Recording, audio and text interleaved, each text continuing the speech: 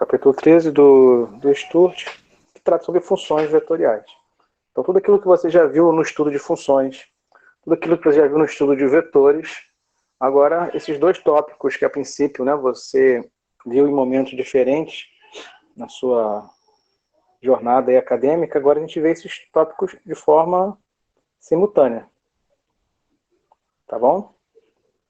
Então, a análise de funções completa fala o seguinte, vamos supor, se eu tenho uma função, né,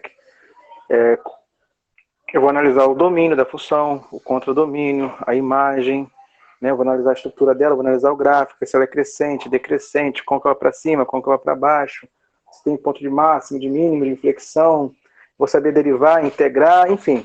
Então, tudo que tinha que fazer sobre funções reais, vocês já viram, né, desde a educação básica, passando por pré-cálculo, cálculo e cálculo 1. Então, agora, a proposta a gente vê, de forma assim, bem resumida, mas vê essa estrutura que são as funções vetoriais. Vamos para aqui, tem um exemplo. Ó. R de t é essa expressão aqui. Então, primeira coisa, como é que você caracteriza uma função como real ou vetorial? Só de você olhar. Entende? Então, você está em outra disciplina, você está assistindo uma palestra, lendo um artigo, está em outro momento, está nem pensando em cálculo, e você encontra uma expressão como essa. Isso aqui é uma função? Além disso, é uma função real ou é uma função vetorial? Tá? Então, nosso primeiro objetivo é esse. Você, só de olhar a expressão, saber identificar se ela é uma função real ou vetorial. E a ideia aqui é caracterizar ela pela estrutura da resposta que essa função produz. O resultado dela é um número? É um escalar? Então ela é uma função real. Não, o resultado dela é um par ordenado? É um trio? É uma estrutura vetorial? Então ela é uma função vetorial. Tá claro essa ideia? Sim. Vou fazer um paralelo aqui, cara. Vou botar a tela. Eu gosto de escrever. Vou botar aqui a minha tela de novo. Então, vou copiar ali. Vou tirar um print daquela expressão que está ali no Sturt. E a gente desenvolve aqui em cima dela.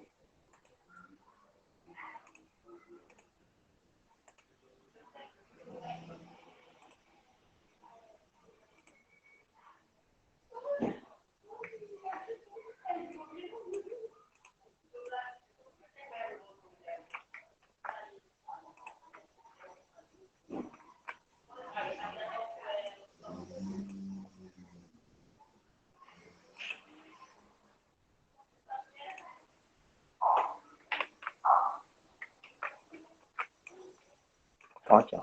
Trouxe o exemplo lá do Sturt para cá. Então, essa função é uma função real ou é uma função vetorial?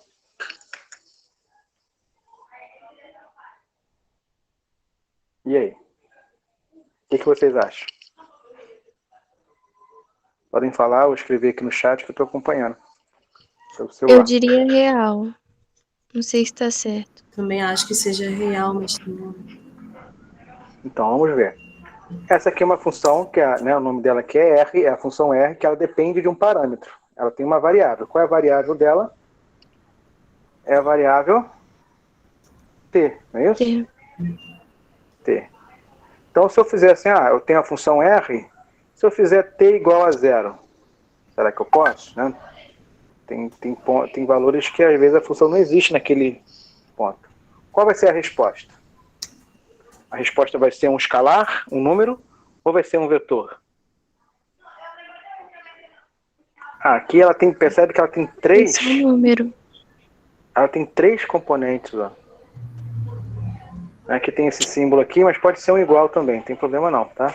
Ela tem três componentes. A primeira componente, t ao cubo. Se t vale 0, é 0 ao cubo. E 0 ao cubo vale 0. Então o resultado de t ao cubo quando t vale 0 é 0. Vírgula, atenção para vírgula. Eu tenho ln de 3 menos t. Então, se o t vale 0, ln de 3 menos 0. Então, ln de 3. Atenção aqui, ó, tem outra vírgula. Por fim, eu tenho raiz de t. Se o t vale 0, então é raiz de 0. Raiz de 0 é 0. Percebe? Que o resultado são 3 valores dentro dessa estrutura que eu escrevi assim, mas poderia escrever, né, 0i, ln3j e 0k. Então, essa estrutura aqui não é uma estrutura de um número real. Não é um número real. Eu tenho 3 números reais dentro dessa estrutura mais complexa, que é uma notação vetorial. Então, pelo resultado da função, pela estrutura do resultado aqui, pela imagem dela, eu classifico essa função como uma função vetorial. Tá? Se fosse assim, ó, se eu tivesse f de t igual a t ao cubo mais ln de 3 menos t mais raiz de t. Eu tenho as 3 expressões aqui, ó, que eu copiei daqui do lado. Mas tem um detalhe, agora eu estou somando esses valores. Então, se eu fizer aqui f de t igual a 0, aqui eu vou ter 0 mais ln de 3 mais 0, que vai dar ln de 3. Aqui o resultado é um número escalar. Aqui o resultado é um ponto ou um vetor. Então, isso aqui é um exemplo de uma função real. Isso aqui é um exemplo de uma função vetorial. Tá? É pelo resultado dela, pela estrutura do resultado que a gente classifica. Então, isso aqui cai os resultados são elementos do R3. Essa aqui, o resultado, são elementos reais. Então, pelo contradomínio, a gente classifica uma função entre real ou vetorial. O contradomínio dessa aqui é o R3. Então, ela é uma função vetorial. O contradomínio dessa aqui são os reais. Então, ela é uma função real. Quando eu respondi, professor, que era uma função real, eu acho que eu não estou muito bem de visão, porque no lugar da vírgula, assim, como não está dando para enxergar muito bem, eu imaginei que fosse um mais, sei lá, um ponto. Aí, por isso que eu falei que fosse uma função real, porque eu pensei assim, tem só 2 variáveis. Mas, aí, de qualquer forma, é bom para fazer essa pergunta. Tipo, mesmo tendo só variáveis, ela pode ser, né, vetorial, né, ou não. Então, a gente pode trabalhar com funções reais. Então, se ela cai nos reais e sai dos reais, ela é uma função com uma variável, mas ela é uma função real. Então, por aqui eu vejo que ela é uma função real. Por aqui eu vejo que ela é uma função com uma variável só. Já, a gente vai trabalhar, né, até o final, né, a partir dessa semana, a gente vai começar a trabalhar com funções com 2 variáveis. Mas são funções reais. Podem ter 2, podem ter 3 variáveis, pode ter N variáveis. Então, o resultado é um número real, não importa quantas variáveis eu estou utilizando. Tá? Então, eu posso ter função com uma variável ou com várias variáveis, mas todas essas estruturas são funções reais. Diferente daquilo ali, que eu entro com um número real, mas o resultado é o R2. Eu entro com um número real, mas o resultado é o R3. Eu entro com um número real, o resultado é um RN. São funções vetoriais, todas com uma variável só. Tá? E tem o caso mais completo, que seriam funções vetoriais, porque eu caio em Rn, com n maior ou igual a 2, e funções reais ou com várias variáveis. Então, isso aqui seria uma estrutura de funções vetoriais com várias variáveis. Acho que entendi, obrigada. Tá claro, gente? Essa ideia de nada, essa ideia aqui da estrutura é pelo resultado. Tá? Então, é pelo contradomínio que você classifica uma função. Você lembra o que é um contradomínio? Domínio, essa questão de domínio, imagem, contradomínio. Tá claro esses conceitos para vocês?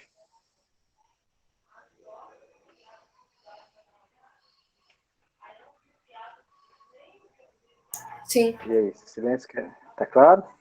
Então, só para confirmar. Falem comigo aí, ou podem escrever no chat, que eu estou de olho. Pegar uma função real. F de x igual a x ao quadrado. O resultado é um número real. Beleza. Qual é o domínio dessa função?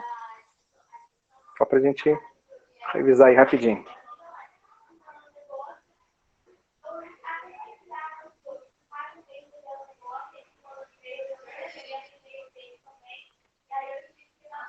Falem comigo, Arielle, Ana Clara, Eric, Natália.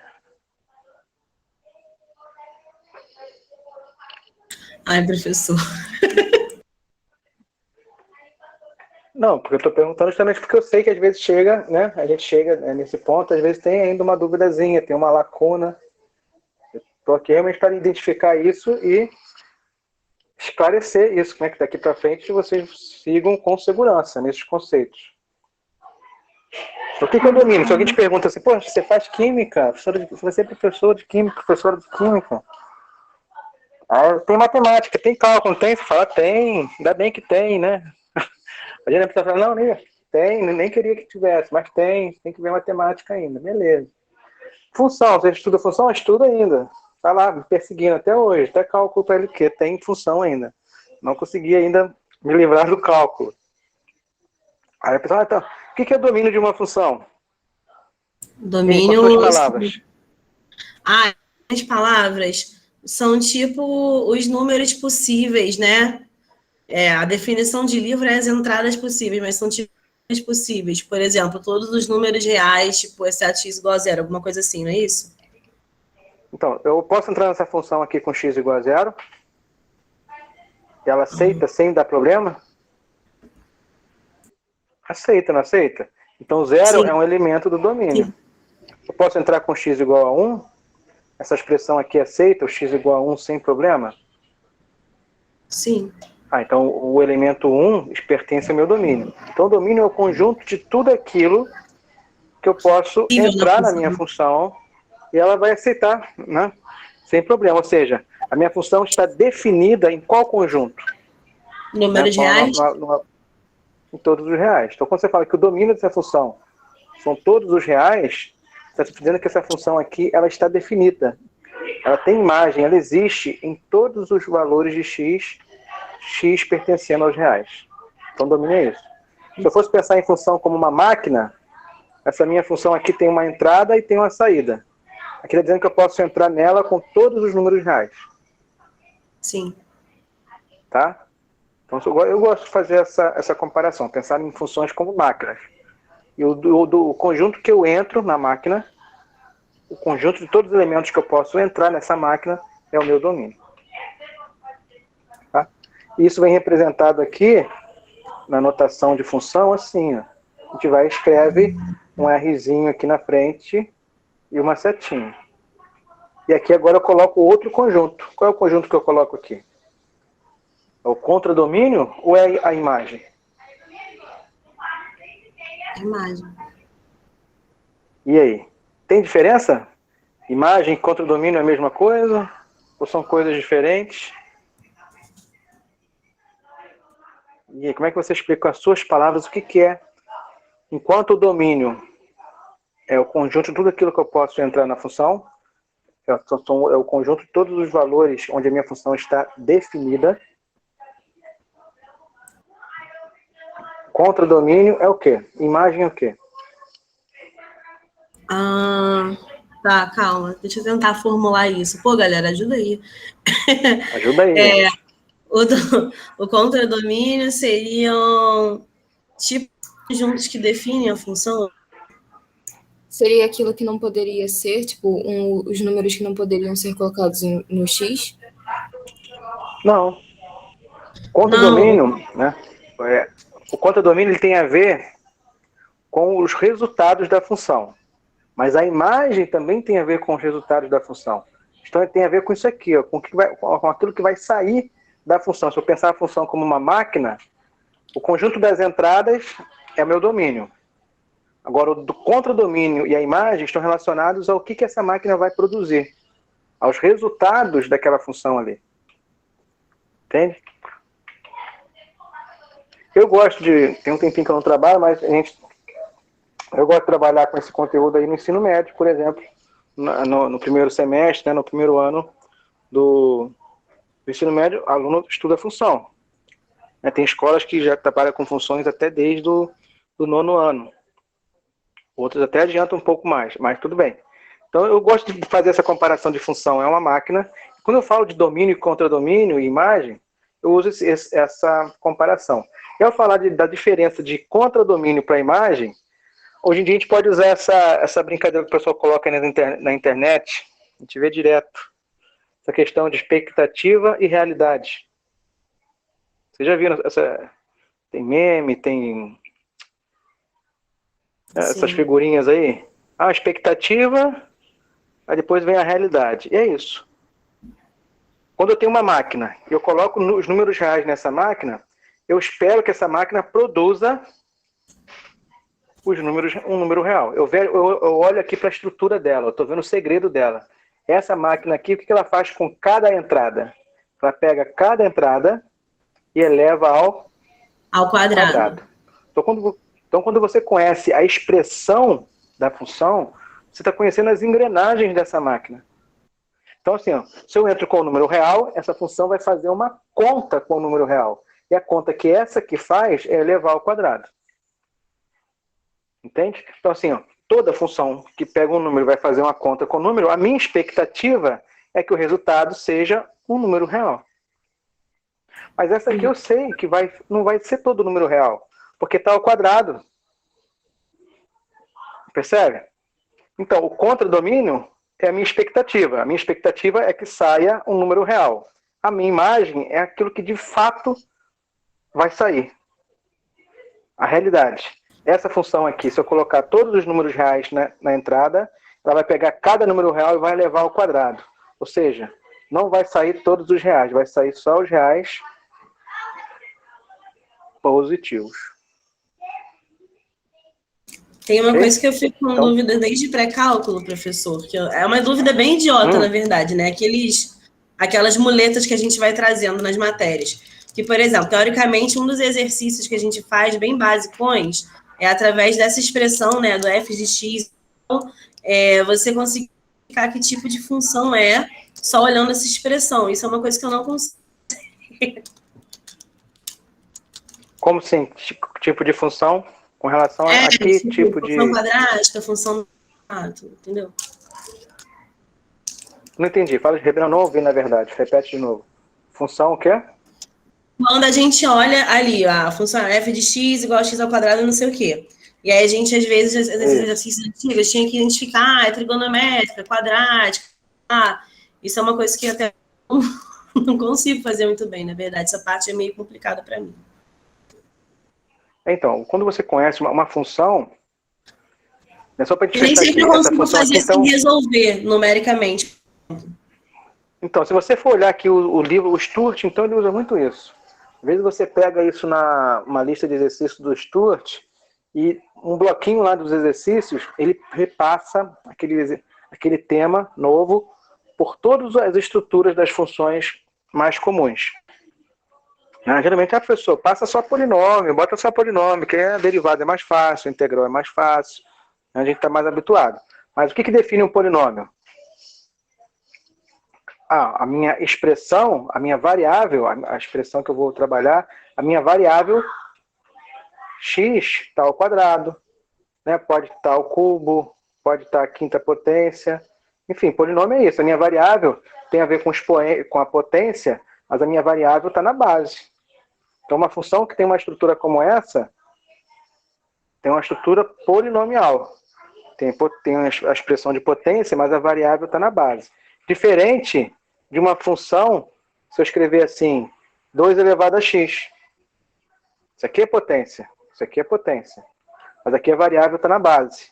Aqui a variável está no expoente. Então, se você for olhar lá as listas do Sturt, vai ter as primeiras questões são funções exponenciais, polinomiais. Depois vem as funções exponenciais. Aí quando fala de função trigonométrica, são expressões que envolvem o quê? as expressões trigonométricas, seno, cosseno, tangente, né? E assim vai. Então tem essa aqui também. Tem as funções logarítmas, então tem função do log na base 2 de x.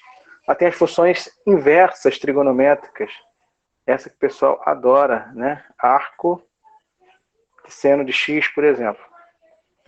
Um exemplo aqui só para ilustrar. Então, polinômio, exponencial, seno, trigonométrica, logaritma e inversa. Então, esses 5 tipos aqui de padrões, de expressões, são os padrões comuns que a gente trabalha aí. É claro que existem outros. Existem funções hiperbólicas e vai. Mas esse aqui já dá para rir e chorar. Essa aqui é aquela velha história. Aí eu faço com vocês na sala essa aqui, aí cobro na prova essa aqui. Aí. Não é assim? Porque eu falo assim, Mas se mexeram na lista. Mexeram na lista, pega aí uma questão da lista. Aí ninguém fala. Então eu vou fazer a mais fácil. Faço a polinomial. Mas depois eu vou cobrar lá a logaritma. Aí a pessoa... Aí tem que ver, professor, passa só... E na química, então, a gente escuta muito isso. Professor, passa só polinômio. Eu nem precisava de cálculo no curso. Né? A gente só precisa saber... Regra de 3. Essa frase que eu mais já ouvi no curso. Agora até não, porque está online, o pessoal ficou mais... A frase que eu mais escuto na química é, professor, não precisa não. Regra de 3 a gente já está feliz já. Dá para desenrolar. Eu sei que dá. Dá para fazer muita coisa com a regra de 3, mas é importante. Né? Porque a gente também não quer fechar as portas para vocês depois numa pós-graduação. Né? Não sei o que você pode fazer depois da graduação, mas vai que você vai para uma especialização, um mestrado, chega lá, alguém fala de função exponencial. Aí perguntar, você né? Aí você vai, nunca vi função exponencial. Não, peraí. Não, a gente viu sim. Funções exponenciais são aquelas funções que a variável está no expoente. Entende? Não lembro mais, né? Tem muito tempo que eu não mexo com isso direto, a gente esquece os detalhes, esquece mesmo. Mas a gente mexeu. Vocês mexeram no curso de vocês muito, né? Com funções exponenciais, função trigonométrica, logaritma, inversa, trigonométrica e polinomial. Então, assim, a gente dá uma pincelada para vocês terem essa visão. Tá bom? Essa que é a dificuldade, né? Porque às vezes a gente está pegando um problema mais complexo, a gente precisa de propriedade outra lá da base, e a gente já esqueceu como é que identifica aquela parte lá da base, e aí começa a enrolar tudo. Isso. Então, nesse momento, a gente pode aproveitar, né? Vamos falar assim, esse momento para a gente rever isso. Eu estou aqui à disposição, pode perguntar. Se eu não vou perguntar não para o professor Eduardo, não, que se quer uma pergunta lá do ensino fundamental, do ensino médio. Não, gente, pode perguntar. Né? Aproveitar que eu estou aqui como se fosse um professor particular. Se puder falar assim, vamos falar lá de um conceito lá de trás, a gente pode aproveitar o tempo para isso, por que não? Nosso conteúdo, de certa forma, já está lá no vídeo, mas estou aqui para tirar dúvida principalmente daquele conteúdo. Mas se ficou alguma janela aí aberta, igual você falou, né? Tem alguma ainda, uma muleta aí que está ainda... Vamos dar um chute nessa muleta para longe. Tá? Então, uma das ideias, então, a gente vai rever. Vamos aproveitar então esse momento para a gente rever algumas coisas. Então, nesse momento, a questão de domínio, pelo menos o conceito. Está claro para vocês o conceito de domínio? É o conjunto de tudo aquilo que eu posso entrar na função. Se eu pego uma função, se ela é real ou vetorial, não importa. Domínio é todos os valores onde aquela função existe. Eu posso calcular o valor de qualquer elemento daquele conjunto que ela vai me dar uma resposta. Isso é o domínio. E contra-domínio? É a minha expectativa de resultado. E a imagem é aquilo que, de fato, ela produz. Aqui, eu estava falando, acho que eu parei. Aqui o resultado são os positivos mais o zero. Então, a gente representa com esse símbolo aqui. Lembra dessa notação? Os reais com um maisinho ali subscrito. Isso aqui representa os positivos, incluindo o zero. Então, a gente chama isso aqui de conjunto dos valores reais não negativos. Tá bom? Bom, voltando agora para o nosso conteúdo novo. Uma função como essa. Vou botar aqui numa tela limpa. É uma estrutura diferente. Ela é uma estrutura vetorial. Que tem 3 componentes. tá? Não sei se dá para enxergar aí, né? Mas tem vírgula aqui, tá? Isso aqui é uma vírgula. Isso aqui é uma vírgula. Então, quando você tem que analisar o domínio de uma função vetorial, como essa função R, na verdade você vai ter que calcular o domínio dessa, o domínio dessa e o domínio dessa. Se o domínio das três forem os reais,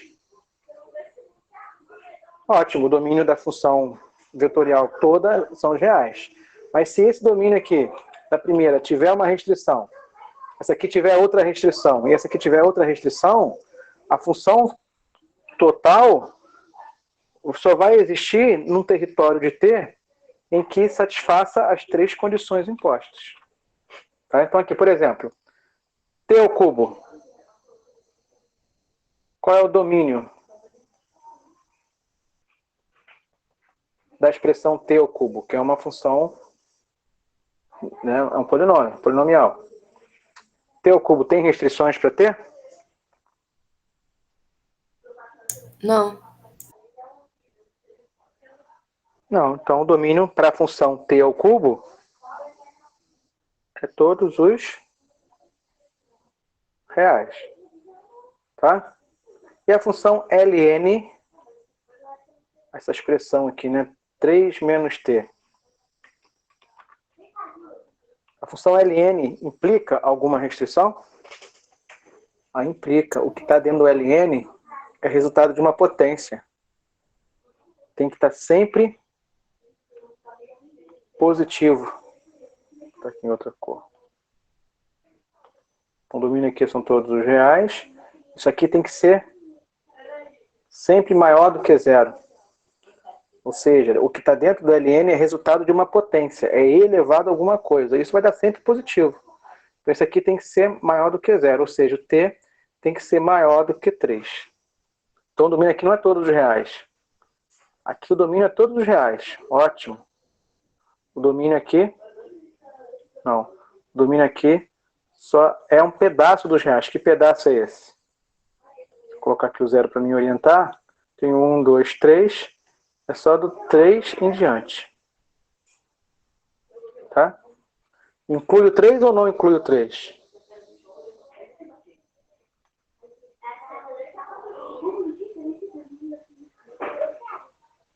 Seu t tem que ser maior do que 3. Inclui ou não inclui? Não inclui, não é isso? Aí. E a última componente é raiz de t. Raiz de t implica alguma restrição para t?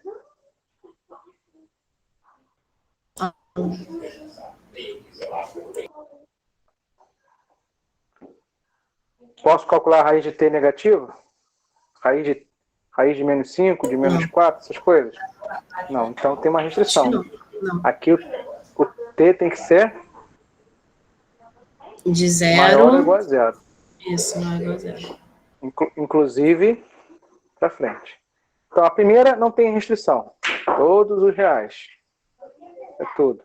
A segunda tem que ser maior do que 3. A terceira tem que ser maior ou igual a zero. Então a minha função aqui total, a função vetorial, vai ter como domínio um conjunto que satisfaça os 3. Vai ser a interseção dos 3.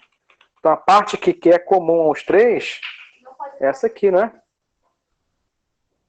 É esse aqui que vai contar. Então aqui o domínio dessa função é o conjunto formado por valores reais, tal que o t tem que ser maior do que 3.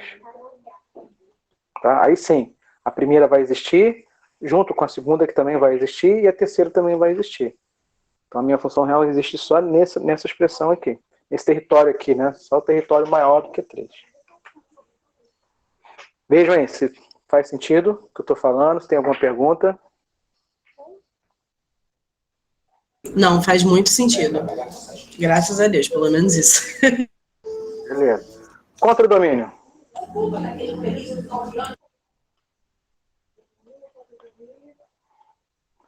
Quem é o contradomínio dessa função?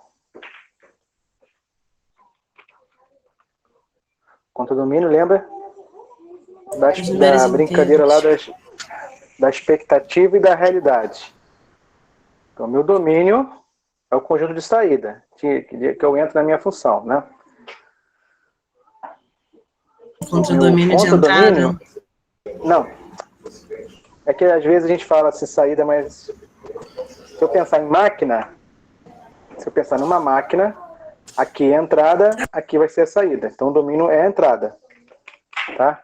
Mas quando eu penso de relação entre conjuntos, às vezes a gente usa o termo saída, entendeu? Eu saio daqui e chego aqui. Então tem que ter... É bom a gente usar o mesmo...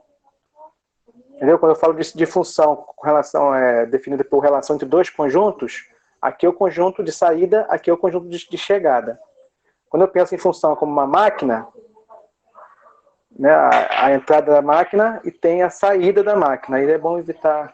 Eu vou evitar falar saída só para não confundir com esses dois contextos que a gente pode explicar a ideia de função. Então, vou falar assim, deixa eu melhorar aqui. Pensando em máquina, né, o meu contradomínio é a minha expectativa de resposta, de resultado. Tá bom? E aqui? A minha expectativa é que saia um número real ou é que saia um número, uma expressão vetorial? Uma expressão como essa, que tem vírgula na expressão. Nesse caso aqui são 3 componentes. Então a minha expectativa de saída é um número real ou é o R3? Ou um elemento, né, do R3? Acho que é R3, né? Porque essas vírgulas não são as coordenadas. Isso. Então a expectativa de saída não é um número somente. São São coordenadas, 3 né? números. São coordenadas. Então a minha expectativa de resultado da função, né, de resposta dela é que saia um elemento do R3. Tá? Mas o que acontece? Essa função então vai sair dos reais ou de parte dos reais e ela vai imprimir alguma coisa no R3. Se eu entro com t igual a 4, por exemplo, vou botar aqui 4 porque é o 4 onde é que ela existe, né? Tá aqui, é maior do que 3. Então, se eu entro com t igual a 4, calculo aqui a imagem de 4 em cada expressão como essa, você vai ter um ponto, uma coordenada. Aí você vai lá e vai fazer as coordenadas e vai imprimir aquele ponto lá. Se eu coloco t igual a 5, você vai imprimir outro ponto. Se eu coloco t igual a 6, você vai imprimir outro ponto. Para cada t que você coloca aqui, você vai imprimir um ponto no R3. Se você entrar com valores de t dentro de um intervalo, infinitos valores de t, você vai vir aqui e vai imprimir infinitos pontos. Então você vai começar a desenhar alguma coisa. E esse desenho seu está no R3, porque é uma função que cai no R3. Estão percebendo o que uma função como essa faz? Para cada valor de t que você coloca, ela imprime um ponto no R3. Se você entrar com infinitos valores de t, ela vai imprimir uma linha no R3. Que isso pode ser o modelo de uma trajetória, de uma partícula. Né? Isso pode ser o desenho de um arame, de um fio. Tá? Isso pode ser, né, a aplicação, pode ter várias aplicações. E como a gente identifica, por exemplo, diferente, eu não consigo entender isso, porque às vezes assim, você consegue identificar que tipo de gráfico você vai gerar ali, que tipo de desenho de gráfico só olhando a função, certo?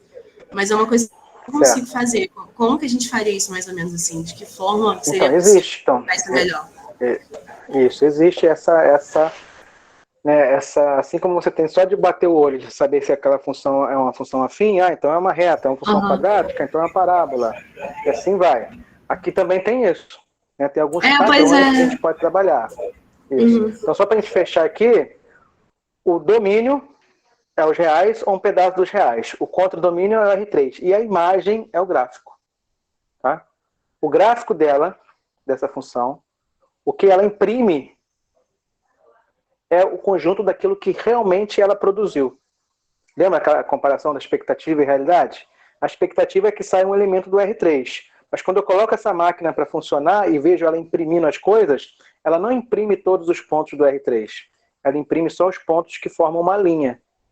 Então, essa linha, que é o conjunto de todos os pontos que são resultados dessa função, é a minha imagem. A imagem de uma função vetorial é um gráfico, é uma linha no R3. Por isso que a gente fala que a gente pode chamar funções vetoriais de curvas espaciais. Porque ela é uma curva, vai representar, no final das contas, uma curva no R3, no espaço. Nesse espaço tridimensional. Tá bom? Então tá aí a ideia de condomínio, contradomínio e imagem. Alguém tem alguma pergunta sobre esses tópicos? Ou já podemos passar então para essa outra parte, que já é tentar identificar, só de olhar, algum padrão para saber se isso aí é uma reta, é uma parábola, é uma curva conhecida? Na minha parte está tranquilo. Sim. Então, beleza. Maravilha, vamos lá. Bom.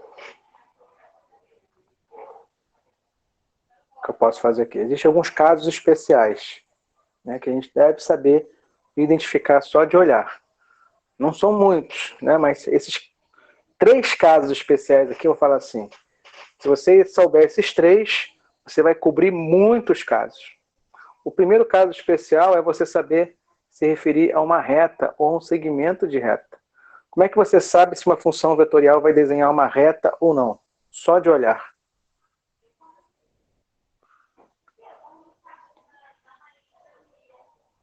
Tá? Então, o que define uma reta? A minha reta ela pode estar no R2 ou pode estar no R3. Aqui a gente também já vê aplicações de muita coisa que a gente já viu aqui de forma separada. Se eu tenho 2 pontos, um ponto aqui e um ponto aqui, ponto A e ponto B. Nesse ponto, se eu ligar esses 2 pontos, eu tenho um segmento de reta, e só um. Claro, se eu estender esse segmento de reta para lá e para cá, eu tenho uma reta infinita. Então, ser segmento de reta ou ser reta, tem a questão só de ser limitado ou não. Tá bom? Então, o que define uma reta no R3?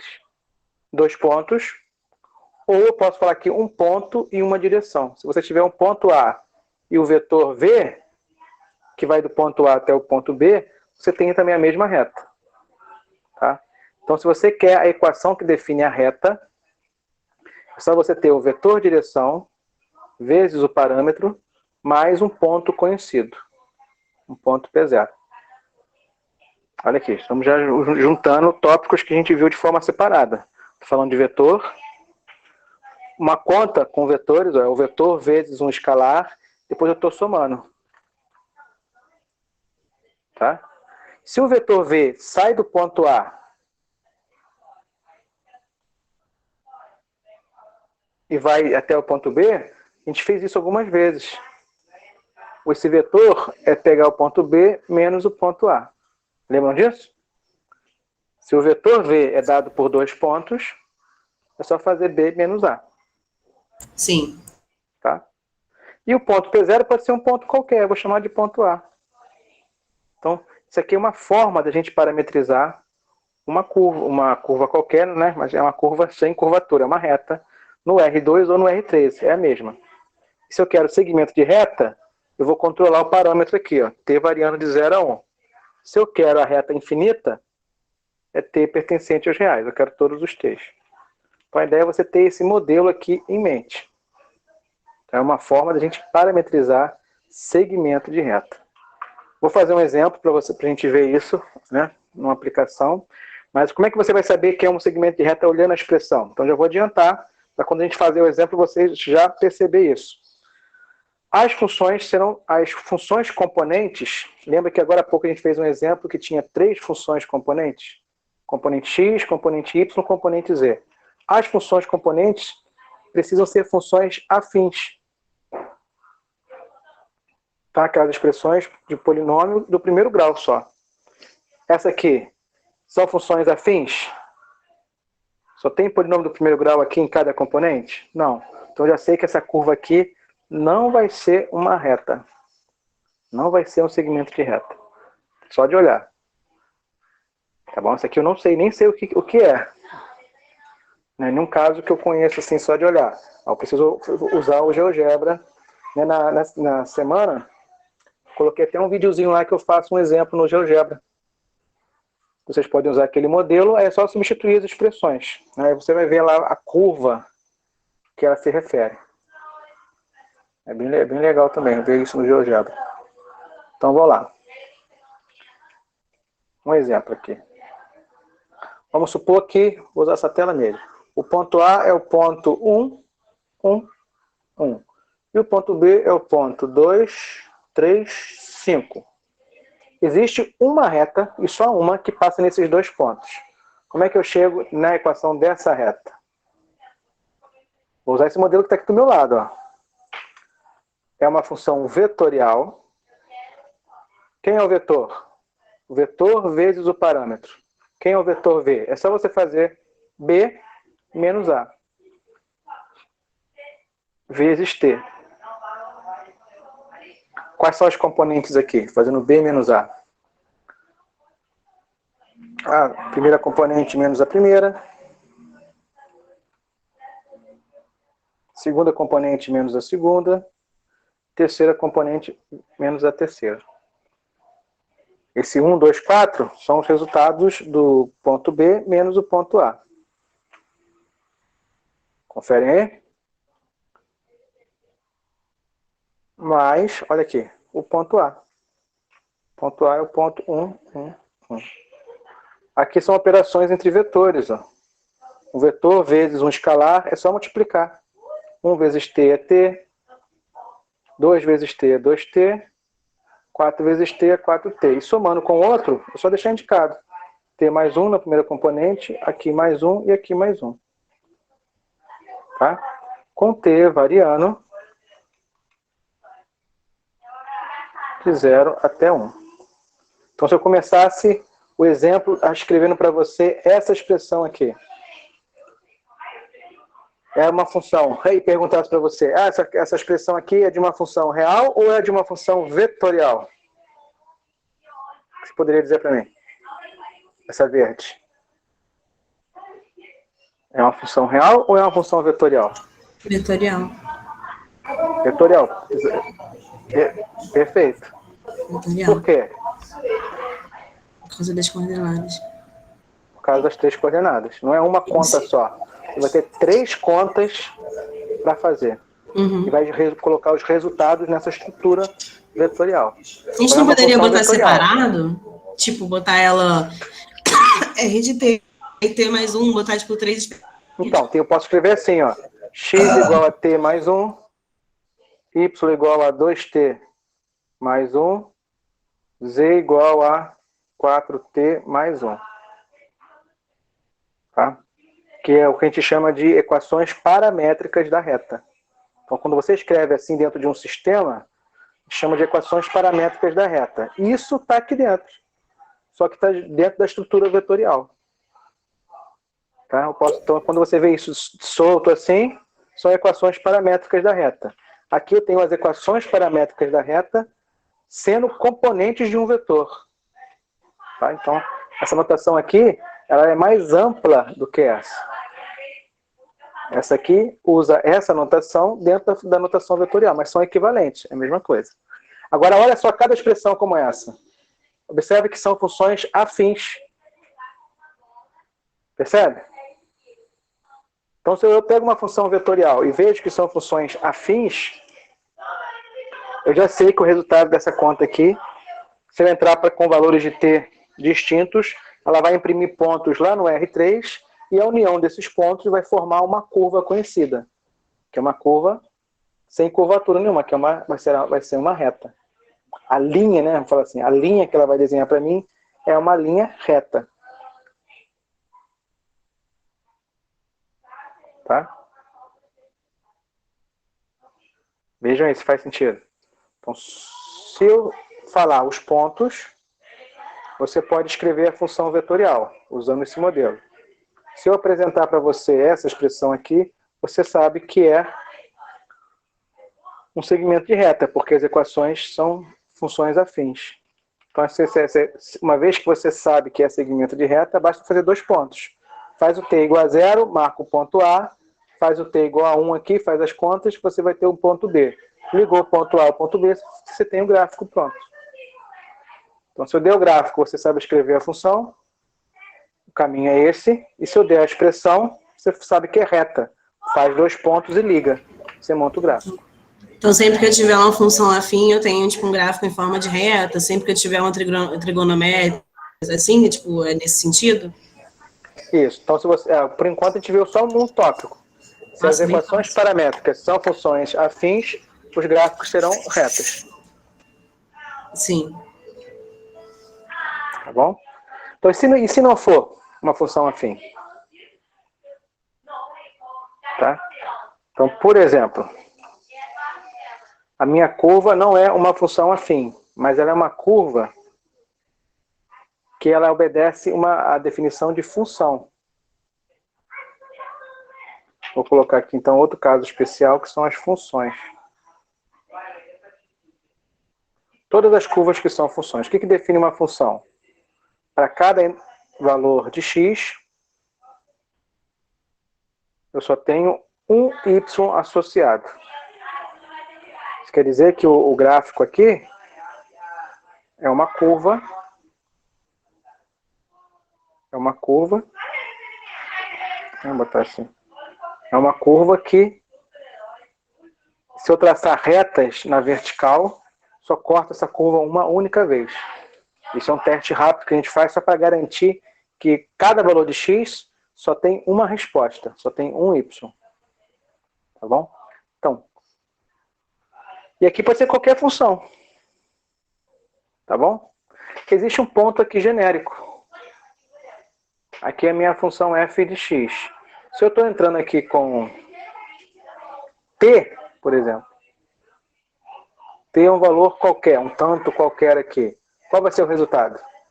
Vai ser f de t. Então, esse ponto aqui é o ponto t, f de t. Esse já é o padrão. Se eu tenho alfa de t, onde a minha primeira componente é t e a segunda componente é uma função, isso aqui representa todos os pontos genéricos de uma função dada. Então, essa é a forma da gente parametrizar funções. Então, se você quer parametrizar uma função, você tem que guardar esse padrão aqui, ó. Tá? E o parâmetro, aí você coloca de acordo com o que você desejar. Vou colocar aqui de A até B, se eu quiser só esse trecho, que vai de A até B. Se eu quiser a função toda, aí deixa livre. Deixa pertencendo aos reais. Exemplo. Eu quero parametrizar uma função bem simples aí. A minha função é f de x é igual a x ao quadrado. É uma parábola. Facinho. Mas eu não quero a parábola toda, não. A parábola está aqui. Ela é infinita. Eu quero só um trecho dela. Eu quero começar aqui, na direção do -1, e parar aqui, na direção do 2. Quero me referir só a essa trajetória aqui, ó. Então, essa é a minha curva que eu quero parametrizar. Essa curva é uma reta? Não é uma reta. Então, eu não posso usar aquele modelo anterior. Mas ela é uma função. E eu sei que a função dela obedece a essa regra. Como é que fica, então, a função vetorial? Que representa essa reta. São 2 componentes, porque é uma curva que está no R2. Tá? É uma função. Então, a componente x você coloca t, e na componente y você coloca a expressão que for, seja ela qual for. Nesse caso, a expressão é x ao quadrado. Em termos de t, é t ao quadrado. Então, aqui está uma função, que é uma função real ou é uma função vetorial? Falem comigo. Vetorial. Porque a saída dela, o resultado dela, são elementos do R2. Mas ela vai produzir todos os elementos do R2? Não. Em particular aqui, se t está variando de -1 a 2, ela não vai imprimir todos os pontos do R2. Se eu fizer esse parâmetro variar de -1 a 2, ela vai imprimir só esses pontos aqui, desenhando a curva C. Tá? Essa é a imagem dela. Então, se eu pego uma função vetorial e vejo que x é t, então aqui é uma função. Posso chamar aqui de x e aqui de x. Ah, então y é igual a x ao quadrado. Eu já sei que isso aqui vai desenhar uma parábola. Se eu coloco aqui t e seno de t, então aqui é x e aqui é seno de x. Y é igual a seno de x. Então eu já sei que ela vai desenhar o gráfico lá da função seno, aquela onda, né, uma senoide. Então, com isso aqui, gente, essa aqui eu acho uma maneira, né, a estrutura é muito simples e cobre infinitos casos. Porque aqui pode ser uma função polinomial, pode ser uma função exponencial, logarítmica, trigonométrica, inversa, pode ser a função que for. Você vai colocar a função na componente y. E na componente x você coloca t. Simplesmente t, só t. Olha aí, com esses dois modelos, saber parametrizar segmento de reta e saber parametrizar funções, você já cobre uma infinidade de casos. Porque aqui você cobre o segmento de reta e você cobre todas as funções que existem, que são infinitas. Tá? Pergunta, gente, até esse ponto. Tudo certo. Falem aí comigo. Tudo certo? Então, o que vai além disso, e é uma coisa importante a gente dominar, é saber parametrizar trajetórias que não são segmentos de retas e também não são funções. Né, as mais conhecidas, as mais comuns também, são as curvas que são circunferências ou elipses. Tá? Então, que vai, além desses dois casos, é importante você saber parametrizar. Eu vou botar aqui circunferência, mas depois a gente já generaliza para elipse. Tá? Porque quando a gente fala de elipse, eu posso olhar a circunferência como um caso particular de elipse. Vamos ver. Circunferência. Deixa eu escrever aqui. Então, a circunferência. Se eu pegar uma circunferência centrada, ou seja, o centro dela está na origem, eu sei que essa curva aqui não é uma função. Olha, se eu colocar uma reta na vertical, ela corta o gráfico em dois pontos, ou seja, para um único valor de x, eu tenho dois y associados. Então isso quebra a ideia de função. A ideia de ter y em função de x está relacionada a, para cada valor de x, eu tenho uma resposta. Se eu tenho uma resposta associada a dois valores de x, então isso não caracteriza a função. Y não é em função de x. Tá bom? Então a circunferência é um caso que foge dos dois casos que a gente já viu antes. Então como é que você parametriza a circunferência? Escrever uma função vetorial que depende de um parâmetro. Uma circunferência é algo que está no R2. Então são duas componentes.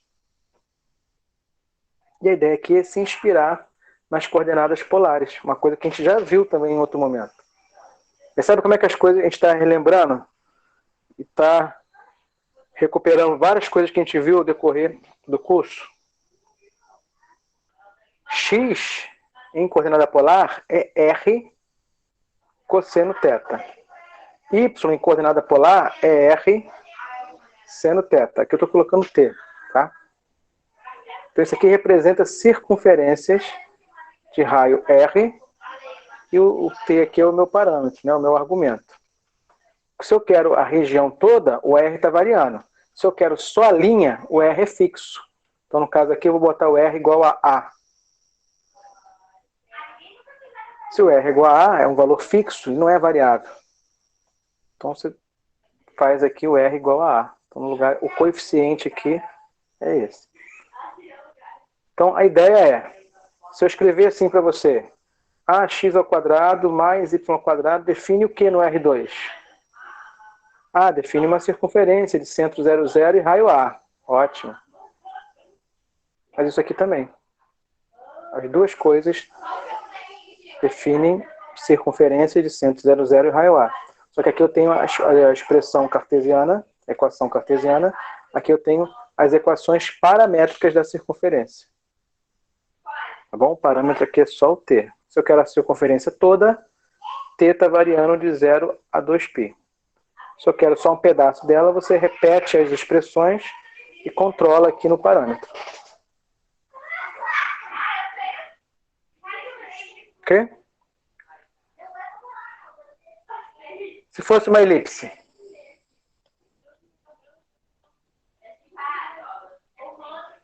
Se fosse uma elipse aqui.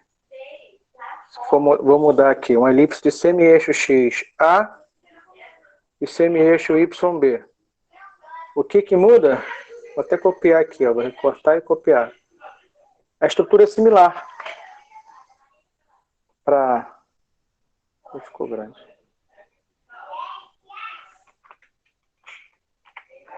Vou botar aqui menorzinho. O que muda é algo bem parecido. Só vou mudar aqui o segmento.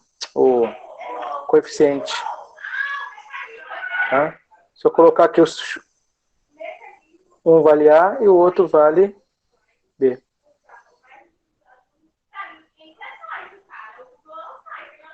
Tá bom? Vou botar aqui até em vermelho para destacar. Ó. Com T variando de 0 a 2π. Esse padrão aqui é o que vocês precisam ter em mente se você quer se referir a elipse. Mas uma vez que se você tem uma elipse onde A e B são iguais, na verdade você está no caso particular da elipse. Está aqui.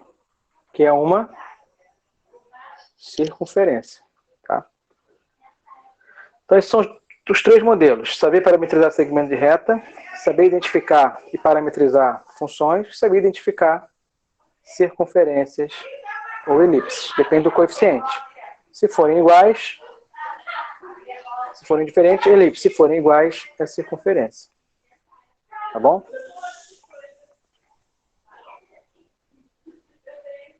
Se o centro for qualquer, se eu tenho uma elipse aqui de centro qualquer, lembra do padrão?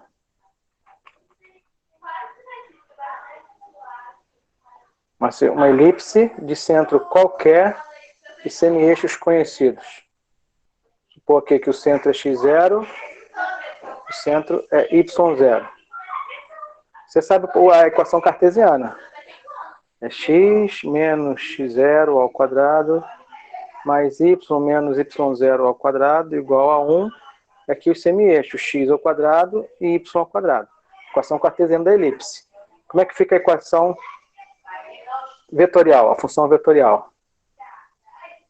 Aqui é a cosseno t, aqui é b seno t, que é a equação da elipse centrada. Se o centro é outro, é só você somar aqui, ó, x0 e y0. Acrescentar esses valores nas componentes. Isso a gente desloca a elipse do centro para cá. Tá bom? Esse aqui é o modelo completo, então, de parametrizar elipse. Vou fazer um exemplo para ilustrar, mas antes de fazer o exemplo, alguém tem alguma pergunta?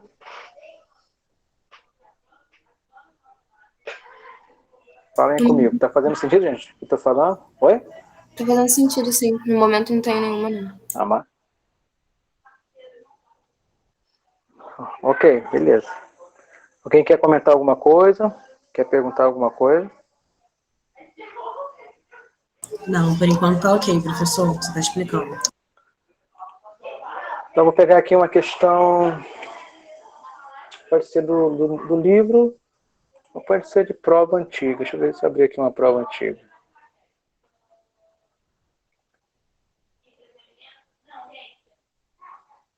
Prova do semestre passado.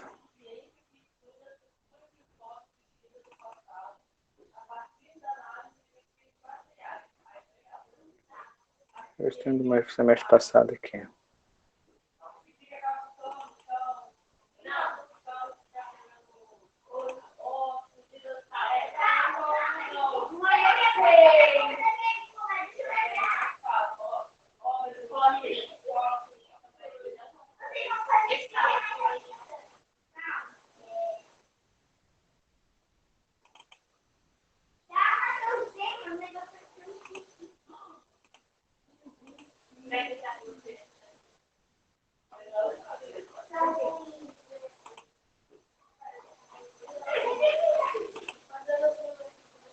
Cadê, gente?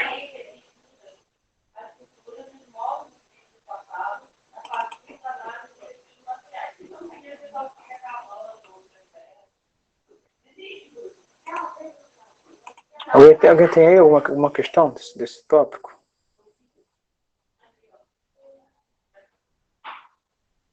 Deixa eu dar uma olhada aqui nas listas que você mandou. Achei uma aqui, achei uma prova aqui 2018.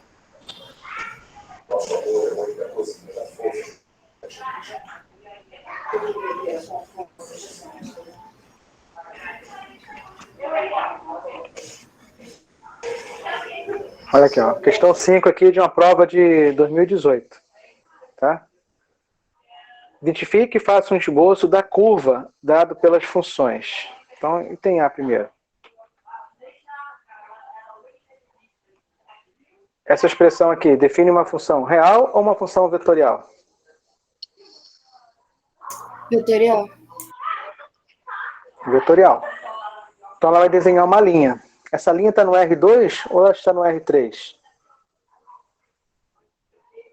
Tá no 1, 2, R3.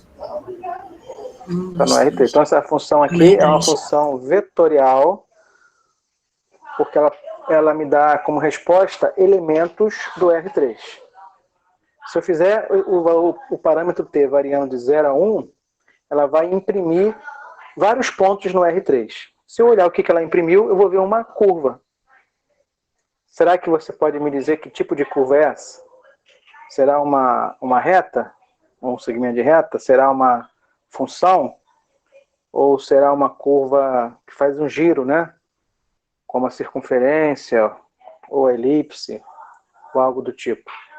Só de olhar a expressão aqui, você já pode identificar que tipo de curva é essa? Seria um segmento de reta? É um segmento de reta, exatamente. Sim. Muito bem. Então você já identificou, é um segmento de reta. Ótimo. Agora, vou fazer o esboço. Se você sabe que é um segmento de reta, basta você conhecer quantos pontos para desenhar o segmento de reta.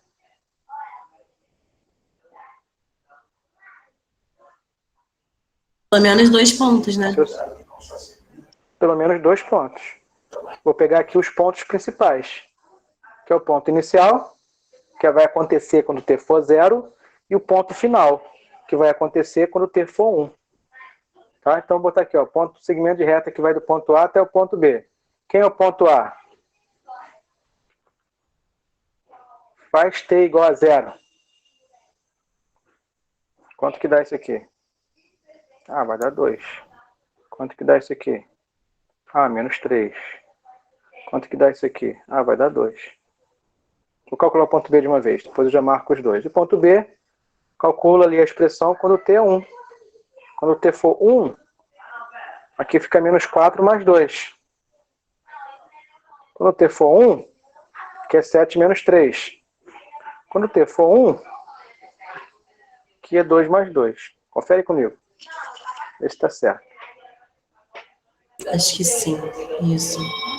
Amém?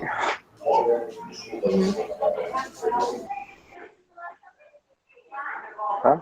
Então, vou marcar os pontos. Ponto A, x2, y menos 3.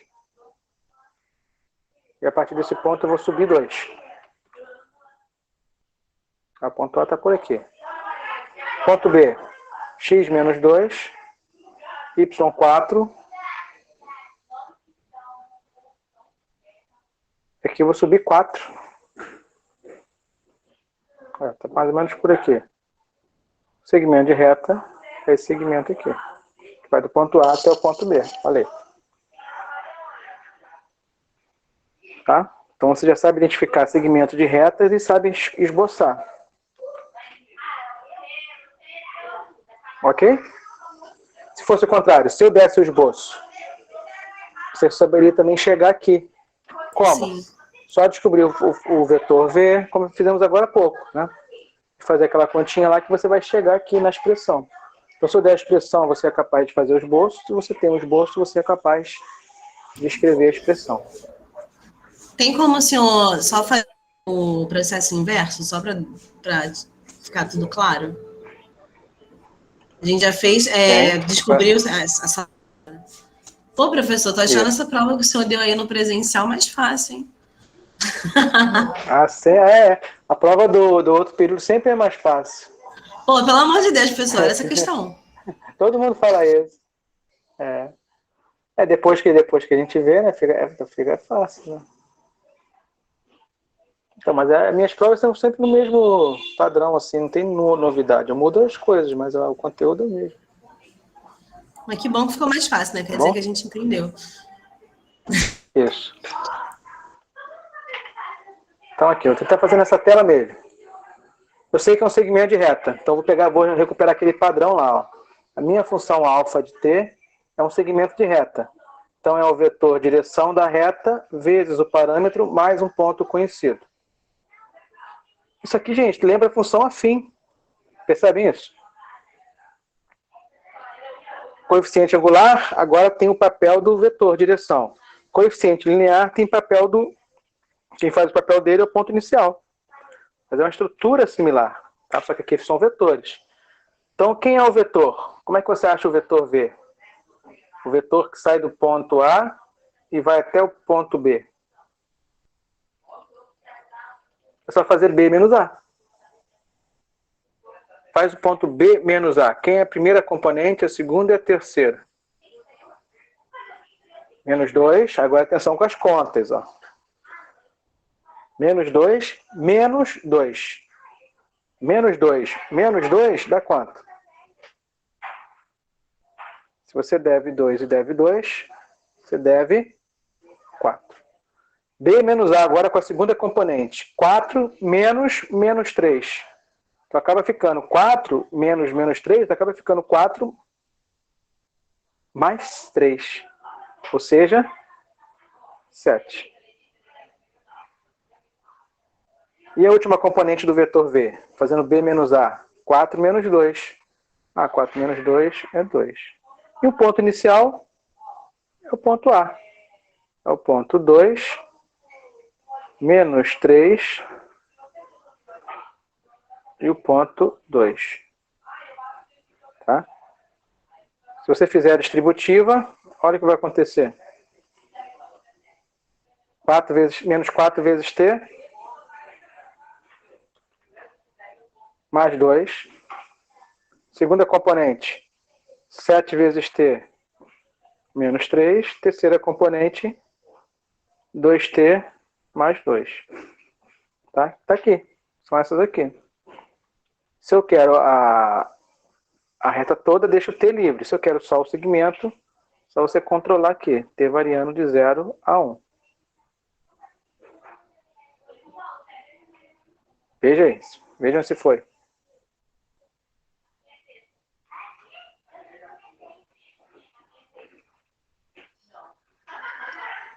Foi aqui, professor. Ok? Sim, beleza. sim. Não vai dar tempo da gente fazer as outras. Mas olha só. Olha as outras questões aqui. Vou só comentar, tá? O item A a gente já fez. Ótimo. Olha só o item B.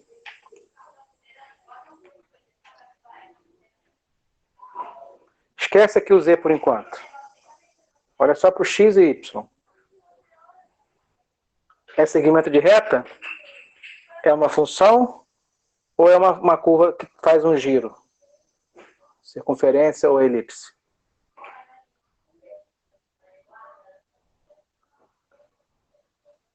Tem cosseno e tem seno, tá naquele padrão, olha aqui, da elipse. Elíptico, tá? Isso, pode ser uma circunferência ou uma elipse, né? Um padrão elíptico, isso aí. Eu sei que é uma elipse porque os coeficientes são diferentes.